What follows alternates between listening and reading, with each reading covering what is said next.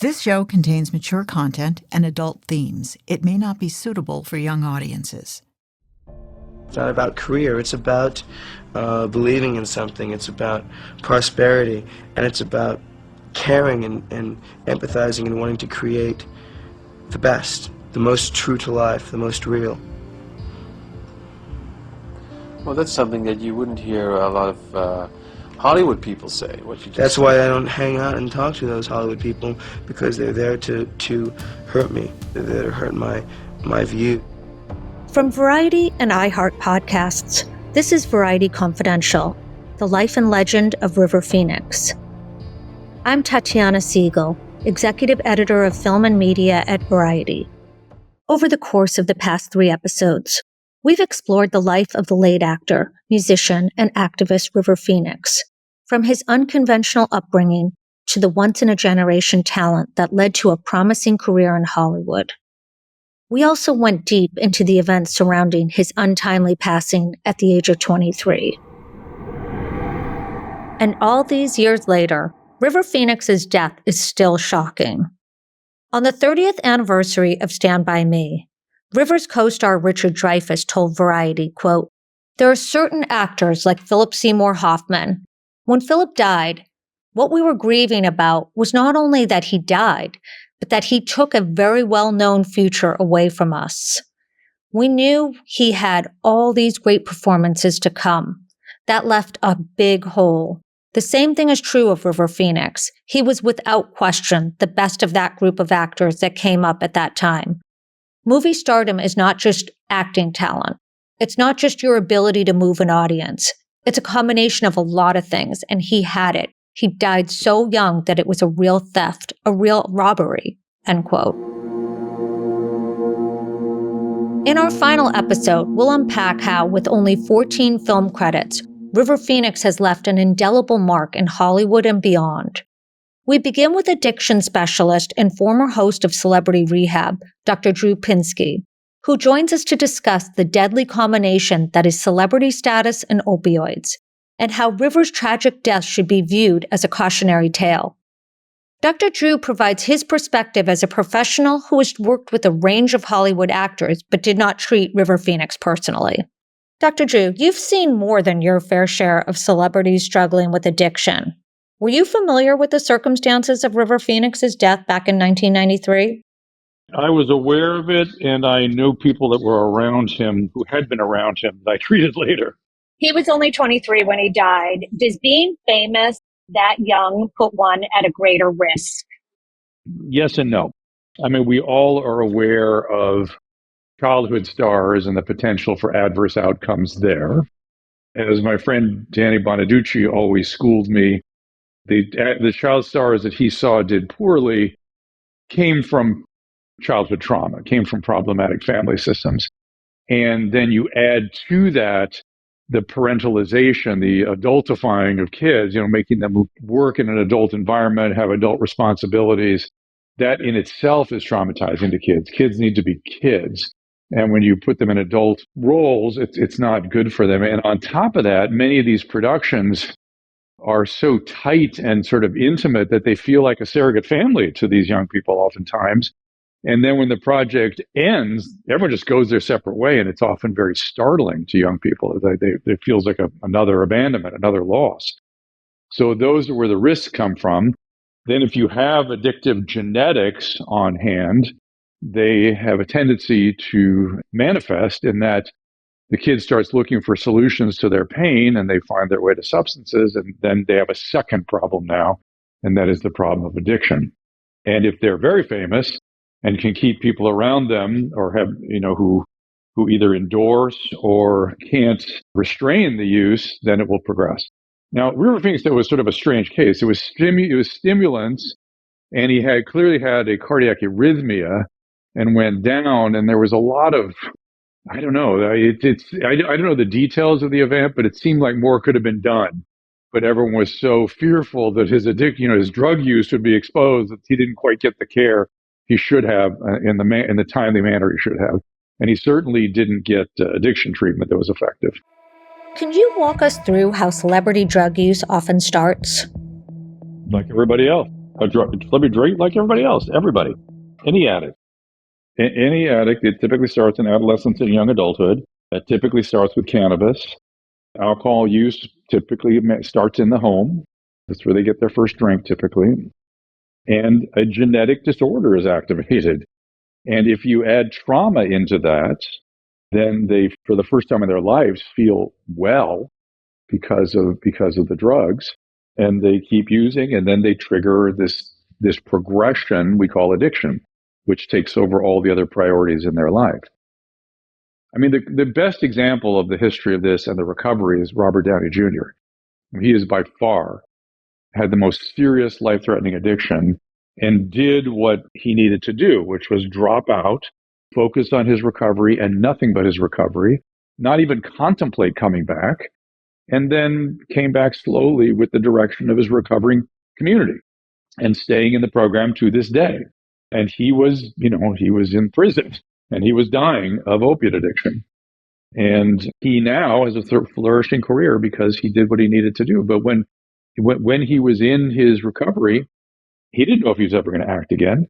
And the problem with a lot of celebrities and treatment these days is they don't stay in treatment long enough and they return to work prematurely, both because they love their work and it gives them a lot of sort of narcissistic gratification, but also because they make a lot of money for themselves and other people. And so they push to bring them back to work. And that's the biggest liability for recovery, for treatment with celebrities. According to the autopsy, River had been speedballing the night of his death. Dr. Drew, can you explain what speedballing is? Speedball is mixing a stimulant with heroin. It sort of enhances and sustains the high. Very popular. Cocaine and heroin was very popular back then. Nothing unusual there. Usually, hard to know how he progressed, but usually heroin is the primary drug, and then cocaine is just used as an adjuvant, trying to enhance things. So in your opinion, why do you think many of these young celebrities, like a River Phoenix, are uniquely vulnerable to drug addiction? They're not uniquely. There is nothing special about celebrity. I cannot say that strongly enough. It's not as though I have a separate diagnostic manual for celebrities. They are the same. It's just like everybody, there's a context for their addiction. And their context is, if it's child stardom, I explained how parentifying, you heard all that, right? So they have some trauma coming in. Then if they have the genetics, then they go. And if they have the power to avoid consequences, they progress. If they are still dependent, or if they have people in their lives like employers and things who can pull them aside and put them in treatment, well, they do better. River's overdose death predates Matthew Perry's by a few decades. It also comes after John Belushi's. And yet, whenever these celebrity drug overdose deaths happen, including Philip Seymour Hoffman and Chris Farley and Heath Ledger, and more recently Angus Cloud, it comes as such a shock. But it shouldn't, right? Right. Yes. Drug addiction is a potentially fatal illness. And I have the only published research on this. And what we were able to show in our research very clearly is that people that seek celebrity have more childhood trauma, have more narcissistic defense strategies, and tend to have more addictions. And the big celebrities, the very powerful celebrities, construct their lives in such a way that they dismiss people from their inner circles who attempt to pull them aside and get them to do something about their addictions. So the addiction is able to spiral unrestricted. And when addiction progresses without any constraints, it leads to death typically. And you can't force people into treatment in this country. That maybe people tried. I wouldn't be surprised if they did. There are two aspects of addiction that everyone doesn't seem to understand. It's progressive and it's potentially fatal, commonly. So a surprise when a drug addict dies is a lack of understanding of what this disease is. Your probability, if you're an opiate addict, your probability of dying is significantly worse than the majority of cancer patients. Why we can't get that through to people, I don't know. The fact that we hand out drugs to people on the street is nothing short of manslaughter. They will die. It progresses no matter where you get the drug, no matter how you get the drug. It's a progressive illness. Matthew Perry and River Phoenix were friends after working together in A Night in the Life of Jimmy Reardon. Do you think it makes any difference to someone who sees a friend go through addiction or even overdose in terms of their own drug usage? I mean, it doesn't stop their addictions. Sometimes it gets them to come to treatment because it gets through their denial a little bit what can happen. But drug addicts are concerned with one thing and one thing only, and that is doing drugs. And every other brain system, all their other good judgment, all their other good intentions serves that distorted motivation. So to get through that requires a lot. And somebody else's death sometimes gets there, but not necessarily. Not necessarily. And maybe it slowed Matthews down. And he had a very different course of addiction than River Phoenix. And Matthew Perry struggled with treatment. Matthew tried treatment, tried very hard. Maybe that's why he lived as long as he did. I don't know. But there was obviously some missteps along the way. In your opinion, has anything gotten better in Hollywood since River's death? In terms of studios, producers, agents, all of them being more supportive of young stars and getting them help when they need it. You mentioned John Belushi early, right? And then people did not understand addiction. Dan Aykroyd has talked about that. He's talked about how, well, we knew we did drugs, but we didn't understand what addiction was. We didn't know what was necessary to get better. And so since that era, yes, things have gotten a lot better. And so we've come to a more modern understanding of addiction. But I think people still have this sense that people should be able to be fixed, or if they would just do treatment. Look, on average, for a bad alcoholic, it takes 4 treatments and 5 years to get 1 year of sobriety. That is on average. And that's alcohol. Now, alcohol can be really horrible, of course, but it's not opiate addiction. And so there's still a great deal of confusion about the progressivity of these things and the seriousness of them and what's required to get well. For anyone listening, whether it's a parent or a friend or a family member or around someone who has substance abuse issues, what would you advise? What would you caution against? Do not walk on eggshells. Address it very directly. Do it from a place of love and concern. And there's only, and I mean only, one thing you can do that will contribute to the outcome, and that is you yourself go to Al-Anon or another codependency program, get a sponsor, and work your program. Because the disease is interpersonal. It takes every strength and every weakness, including other people in that person's life, and pulls them in. The Audrey 2, the plant in the Little Shop of Horror, is a perfect model for addiction. If you go near the plant, it eats you. That's how addiction works. Unless you have somebody else there pulling you back, and that is your sponsor or therapist or things like that, on your own, it will find a way under your skin, and every good instinct you have will be used to maintain the disease. So you must, if you're actually, or you have to leave with love and care, and you don't leave out of anger and rejection, because sometimes loss is something that will catch their attention. But ideally, in their life, stay in their life, but change the dance. And the only way to change that dance is by your codependency being managed. If somebody has a first-degree relative with addiction or alcoholism, and they are starting to lose control of their relationship with any substance, or they're using dangerous illicit substances that can kill you on their own, you're in big trouble. And they need treatment immediately. And to not treat them is certain progression, certain trouble, and possible death. You yourself, the non-addicts, have to also have a support system, because you will get sucked in. It's a cunning illness, and it drags you in. Not intentionally. There's no intention behind it. It's all the brain systems, including interpersonal, are directed towards getting drugs. And so you'll get dragged in, I promise, without some help. And that's why parents can't do this alone. That's why loved ones can't do this alone. You can't, because every good instinct you have, every important feeling you have about that person will get used to get to drugs, period. At the time of River Phoenix's death in 1993, the actor had about a month left of filming on Dark Blood and had been slated to play the reporter in Interview with a Vampire, a role that Christian Slater eventually stepped in to fill. These unfinished works were a stark reminder of a life taken too soon. The large and very public outpouring of grief surrounding Phoenix's passing was also a testament to the actor's impact. According to Variety reports published in the weeks following his death, simultaneous private memorial services were held for him on November 4th. Actor Ione Skye, who co-starred with River in A Night in the Life of Jimmy Reardon, organized one in Los Angeles, while his family held another at their home in Gainesville, Florida. River's longtime agent, Iris Burton, called Variety after the memorial service in Gainesville and described it as a, quote, love-in, end quote, and, quote, a meeting of a circle of friends, end quote.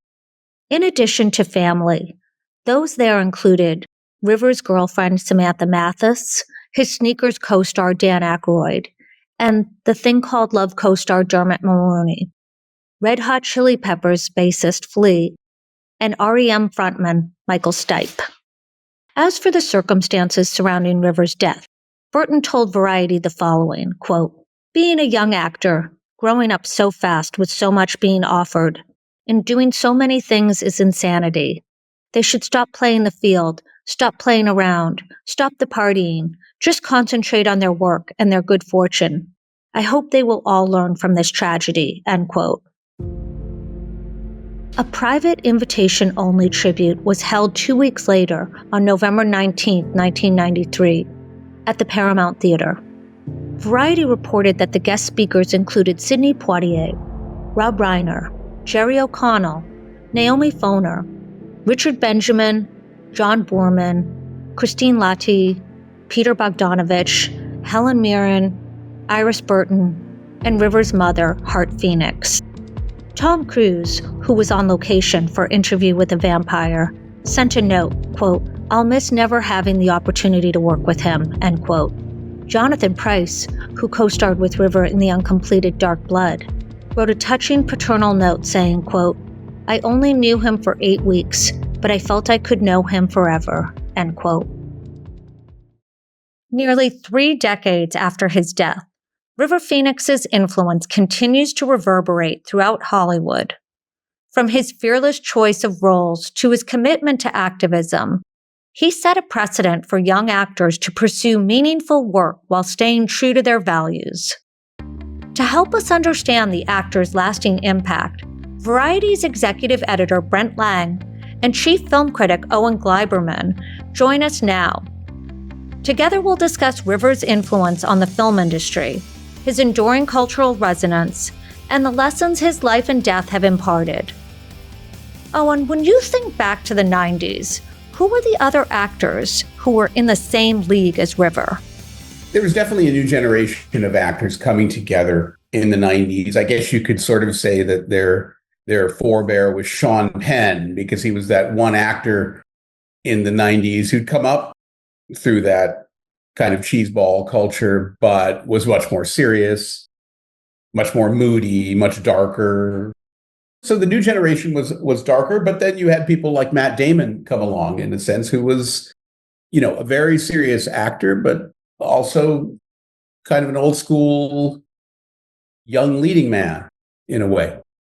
Like someone like River Phoenix probably had the potential to be that and might have become that. I mean, I think it's so interesting to talk about what would have happened had he not died. I think, he could have gone anywhere. He could have been a very, very big star. He could have had leading man roles. I think the best way to think about what would have happened to River Phoenix had he lived is to follow the prototype of Brad Pitt. He went after the role. River Phoenix went after the role that Brad Pitt got in A River Runs Through It.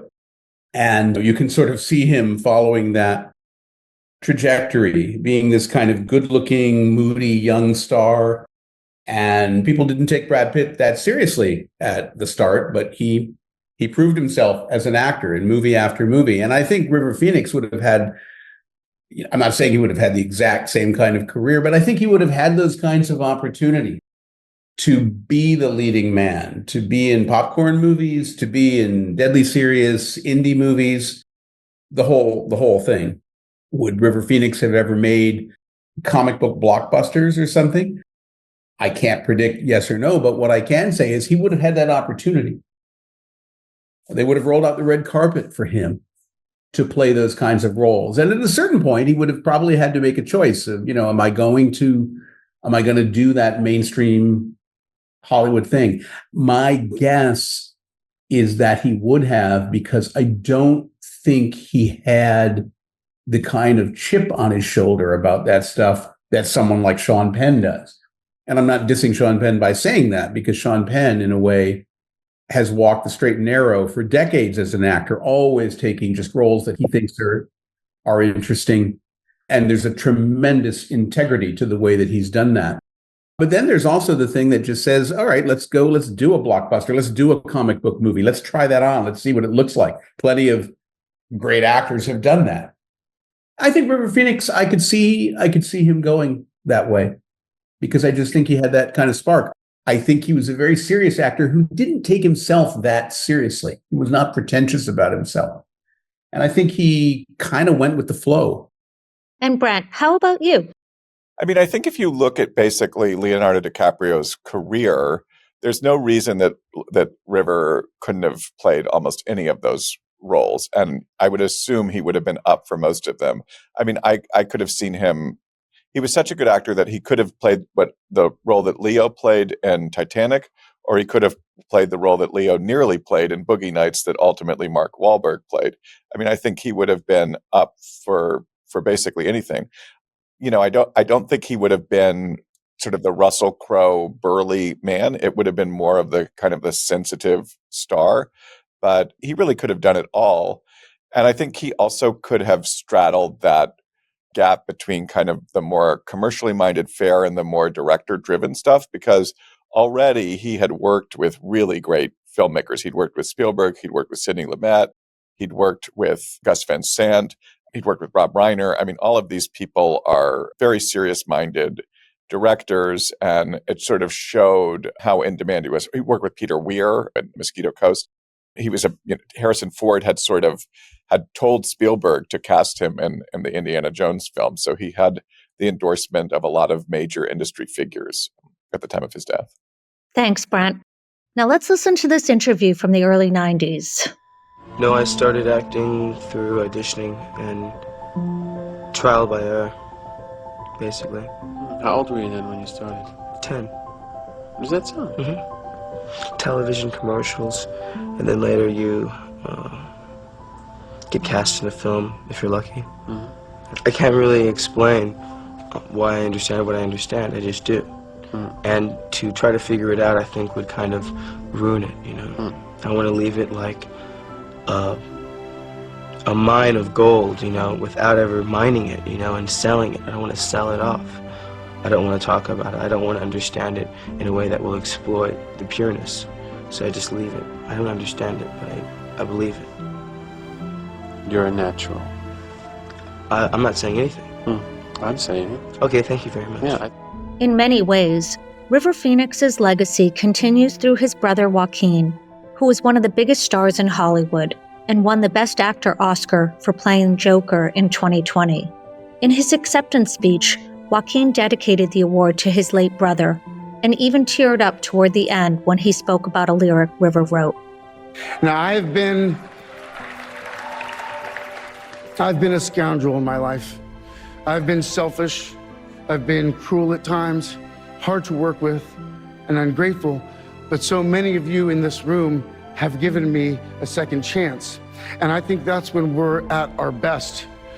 When we support each other, not when we cancel each other out for past mistakes, but when we help each other to grow, when we educate each other, when we guide each other towards redemption.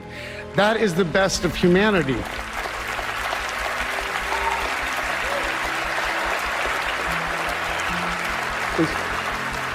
I want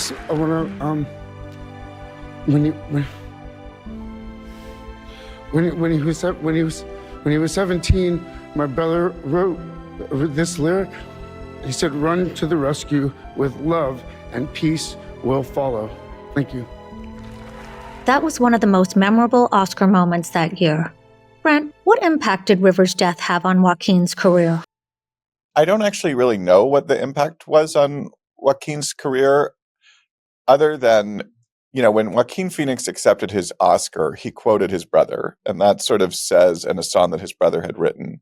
And so that indicates that his impact on his brother was pretty seismic, and it continues. And I think if you look at Joaquin Phoenix and how talented he is, and just sort of generationally gifted he is, it's possible that River Phoenix would have had an even bigger career, because I think that he had all of Joaquin Phoenix's kind of chameleonic talents and his ability to really unearth this kind of rich emotional life with his characters. But he was a little more forward facing and a little more charming, frankly, in a conventional sense. So I think he could have had an even bigger career than his brother. And Owen, what are your impressions of the Phoenix brothers' performances side by side? Well, it's fascinating to think, had River lived, of the idea of these side by side brothers both having these blossoming careers. But I think it easily could have happened because they're really such different actors. Joaquin Phoenix, from the beginning, my first memory of him was seeing him in To Die For. He had that very Joaquin quality that he still has. There's something dark about him. He's drawn to playing, kind of twisted characters. Not that there was not a core of normality and empathy to him. I mean, he has that. That's why he's a great actor. But, he definitely likes to dance on the edge and on the edge of darkness and all of that. And I think that River Phoenix has some of that. I mean, they came from the same family, and I think both of them reflect that strange upbringing they had, where, they were raised by hippie parents who moved around all the time. When River was 3, his family joined the Children of God religious cult. They were missionaries in Venezuela. He talked about being sexually abused and was very negative about that cult later on. It was a family with a very, eccentric upbringing that I think left its mark. But I think that River Phoenix probably could have ended up being more of the leading man. But, to the extent that he had this James Dean quality, that is very much a leading man quality. It is the classic Hollywood tradition that goes back to Dean and then through Robert Redford and actors like Brad Pitt. I think River Phoenix was on that spectrum. And I think he would have had a lot of opportunities, not just because he was very good looking, but because he had, it's that magical charisma that makes a star. He could have had the opportunities to do in the 90s, let's say a romantic comedy. Would he have taken that? Maybe, maybe not. But I think he could have done it in a way that Joaquin Phoenix was just not going to do that. I think Joaquin would have ended up being, relatively speaking, the darker of the two. But who knows? Because River Phoenix was, as I said, very drawn to playing alienated characters. It's just hard to say. But I think he would have blossomed into a true leading man, if that's not an outdated phrase. Brent, let me ask you, do you think River influenced the generation of actors that came after him? I think of him as being really one of the leaders of that generation of young stars who kind of emerged in the latter half of the 1980s. And what he'd done very successfully was he'd shown that he could do a number of different genres. He wasn't a certifiable box office draw yet, but he was kind of putting all the pieces together where you could see him having a career that kind of was able to move seamlessly between sort of more adult-oriented, artistic types of films and maybe some more commercially minded stuff. Of course, that kind of depended on the choice he made in his career. And I think he was still sort of trying to figure himself out as an artist. My Own Private Idaho was really a very important film for him because it gave him a kind of underground, edgy cred, and it moved him from being a sort of pinup for people to being a kind of a more dangerous star. He was kind of reinventing himself with that movie. But it's definitely not inconceivable that he would have had a career that was very similar to Leonardo DiCaprio, where you sort of started off with these showy performances and then you kind of moved more into mainstream fare. And even at the time he died, he was about to do Interview with the Vampire, playing the role that Christian Slater ended up playing. And that sort of shows that Hollywood still saw him as one of its kind of most promising 20-something-year-old stars. If you look at this generation of actors, I mean, first of all, I think what's interesting is if you talk to a lot of this generation of actors, they would probably cite River Phoenix as an influence of them, which sort of shows just the extent of his impact, not just on his death, which I'm sure people remember, but also his life and his work. And I do think that, Timothée Chalamet definitely has a sort of a similar appeal to River Phoenix. He seems sensitive, sort of artistically minded. He's, obviously he's very attractive. And there's almost a certain like femininity to both of them that is really appealing and I think really comes through on film well. And actually, if you look at a lot of the great stars, there is a certain like femininity to them. Even Brando and Dean, a kind of a gentleness that all of those actors share. And I think River Phoenix really had that too. You want to kind of protect him when you see him on screen. And that's why when he's in certain movies and there's this scene in Stand By Me where he talks about the milk money being stolen and he kind of breaks down. And it really sticks with you because you do want the best for that character, because there is some quality in the actor saying those words that allows you to forge this kind of like very intense connection with him. In addition to Timothée Chalamet, who else do you think closely resembles River's acting style? Definitely Jacob Elordi. I mean, there's a lot of other actors that, I mean, even Tom Holland a little bit, although I think River Phoenix was probably a better actor. No offense to Tom Holland, but just that he kind of had more range. But, definitely Tom Holland. I think Barry Keoghan is probably a little more eccentric than River Phoenix, but more aligned with Joaquin probably. But Chalamet is probably the one who's the most similar. Owen, how do you think River influenced the generation of actors that came after him, including Joaquin? I think River Phoenix might have had a real influence on the actors who came after him, in that his sadly few years of prominence really did overlap with the start of the American independent film movement, the American independent film revolution.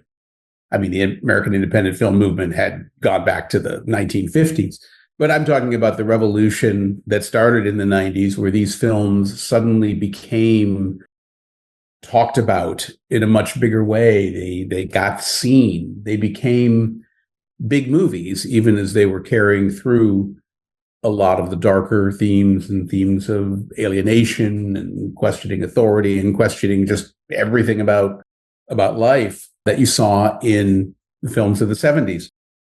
And so he kind of dovetailed with that. And I think in that small handful of extraordinary performances that he gave us, he showed the way for young actors. He showed that young actors could embrace these kinds of roles and find a kind of truth in them, because that is what American independent film was supposed to be about. Hollywood was about, projecting a certain fantasy, but indie movies were going to return us to the idea of cinema really trying to find, put its finger on certain truths about things. And that happens with actors. That's what actors do. It's actors who take us into the truth of what they're showing us. And he just had that quality. There was something very, very pure about it. I first noticed him and noticed his talent in Stand By Me, but the movie that really made me wake up and say, oh my gosh, I mean, this guy is a major actor, was Running on Empty in 1988. And the whole soul of that in the movie is River Phoenix in his performance, because he is the son who has now essentially grown up and he wants to go to college. And can he do that? It's like he can't do that without putting his family in danger. So it actually becomes this very, very interesting situation. And River Phoenix's performance, where I would say it's very James Dean-like, is that this is exactly the kind of role where you would expect the kid to be kind of a rebel, or now rebelling against his parents, saying, I want to go to college. You can take your hippie stuff and I don't care about that. But he doesn't play it like that at all. He plays the character as extraordinarily sincere and this really very sweet young man. And there's something just very authentic about his performance. He roots you in that movie. He makes the whole movie work. And it becomes actually a powerful experience. And I think when you watch his acting in that movie, where he was only 17 or 18 when he shot it, you see not only his extraordinary skill as an actor, you just see the quality he had as an actor, this quality of sincerity where he could be, I don't know what the word is, the everyman, the person where, you just identify with him. He's real, but he's also in a way your best self. That is part of the magic of what stardom is, where you want to watch this person, but he's also projecting almost this kind of down-to-earth moral quality. He had that. I think had River Phoenix lived and thrived into the 90s, the only thing I can predict about his career is that he would have been extraordinarily successful. Because I think he had that double-edged thing of he was a fantastic actor and he was a very sexy, good-looking, glamorous star. And that gives you a lot of power in both directions. I think any number of filmmakers would have wanted to work with him. But beyond that, I think by definition, it's unpredictable, because the way the movie business works is you do a certain movie and it becomes big, let's say, might be an indie film, might be a Hollywood film. And then that role defines you in a certain way. And everything you do after that, it doesn't have to necessarily just repeat that, but then you're kind of taking off from that in this direction. But I think he would have been huge. River Phoenix's story is one of brilliance and heartbreak. He serves as both an inspiration and a cautionary tale, reminding us of the beauty and fragility of human life. As we close this season of Variety Confidential, we honor River not just as an actor, but as a person whose light continues to shine through the lives he touched and the art he created. Thank you for joining us for this season of Variety Confidential, the life and legend of River Phoenix. Don't forget to subscribe and read more at Variety.com. Variety Confidential is hosted by Tatiana Siegel and produced by Karen Mizuguchi and Sydney Kramer. Written by Anna Moslin, Karen Mizuguchi, and Tatiana Siegel. Executive produced by Dea Lawrence. Variety's co-editor-in-chief Cynthia Littleton and Ramin Satude. Edited and mixed by Aaron Greenewald. Variety Content Studio, executive producer Alex Hughes. Please refer to sources and citations on Variety.com.